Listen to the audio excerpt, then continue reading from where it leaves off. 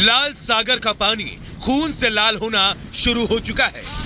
America और UK ने लाल सागर से हूती विद्रोहियों का सफाया करना शुरू कर दिया है। लो, पूरी हो गई बाइबल की एक और भविष्यवाणी।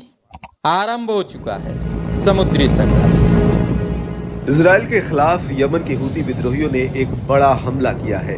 यह हमला हूती विद्रोहियों द्वारा लाल सागर में किए गए अब तक के सबसे बड़े हमलों में से एक है। दोस्तों, पिछले एक महीने में हूती विद्रोहियों ने लाल समुद्र में हाहाकार मचा रखा है।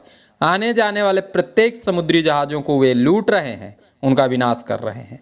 कई देशों की व्यापारिक व्यवस्थाओं को तहस नहस करने के प्रयास में जुटे हैं। ऐसा माना जाता है कि इन विरोधियों का सबसे बड़ा समर्थक ईरान देश है, पर अमेरिका और ब्रिटेन इन विरोधियों पर लगाम कसना आरंभ कर चुका है। दोस्तों, यह घटना कोई साधारण घटना नहीं, पर दूसरी तुरही फूके जाने की तैयारी है। हाँ, आपने सही सुना दोस्तों, बहुत जल्द दूसरी तुरही फूकी जाएगी। राजाओं का राजा, प्रभुओं का प्रभु यीशु मसीह वापस पृथ्वी पर आएगा। सो वीडियो को ध्यान से देखें। पवित्र आत्मा बाइबल में लिखी समुद्री संघर्ष की भविष्यवाणियों को आज स्पष्ट करने वाला है। प्रभु यीशु मसीह के नाम में आप सबों को जय मसीह।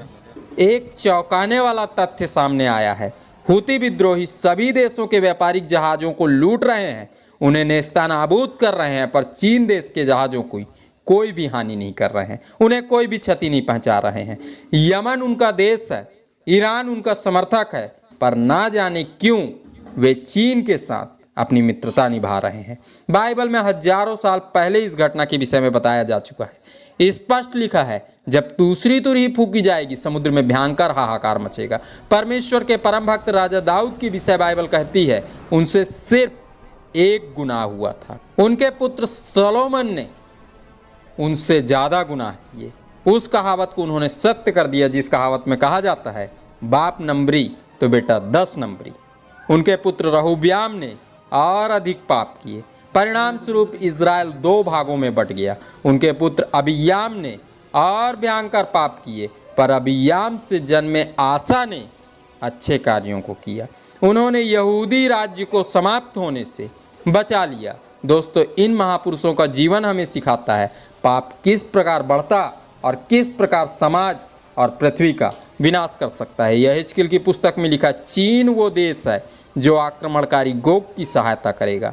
गोग कौन है, हम पिछले वीडियोस में बता चुके हैं। यदि आपने वो वीडियो नहीं देखा तो अवश्य देखें, लिंक मैंने डिस्क्रिप्शन बॉक्स में डाल दिया है। यह हिजकियेल जी कहते हैं, इज़राइल हमास युद्ध के बाद ईसाई और यहूदी कई देशों में सताए जाएंगे, जो संभवतः सताए जाने लगे हैं। अर्थात पूर्व युग की तरह पाप का प्रतिशत निरंतर बढ़ता जाएगा। समुद्री संघर्ष आरंभ होगा। मनुष्य की मदद करने तरसीस के व्यापारी अर्थात अमेरिका और ब्रिटेन सामने आएंगे, पृथ्वी और समाज को बचाने का प्रयास करेंगे। इसके बाद ईसाई और यहूदी और भी भयंकर रूप से सताए जाएंगे। तब परमेश्वर इन्हें और पृथ्वी को बचाने के लिए अपनी अद्भुत सामर्थ्य को पृथ्वी पर भेजेगा। तुरहियां फूकी जाएंगी और प्रभु की सामर्थ्य भरी आवाज़ सुनाई देगी। आप सभी जानते हैं, जब परमेश्वर गरजता है तब क्या होता है। दोस्तों, राजा आसा के अच्छे कार्यों ने यहूदा को बचा लिया था। संभव है अमेरिका और ब्रिटेन के अच्छे कार्य समाज और समुद्र को विनाश होने से बचा लें। दोस्तों, यीशु आगमन के चिन्ह स्पष्ट नजर आने लगे हैं। यह वीडियो आज बड़ा हो रहा है, इसलिए आने वाले शुक्रवार की वीडियोस को जरूर देखें। पवित्र आत्मा शुक्रवार को इस रहस्य को पूरी तरह स्पष्ट करके आपको बताएगा।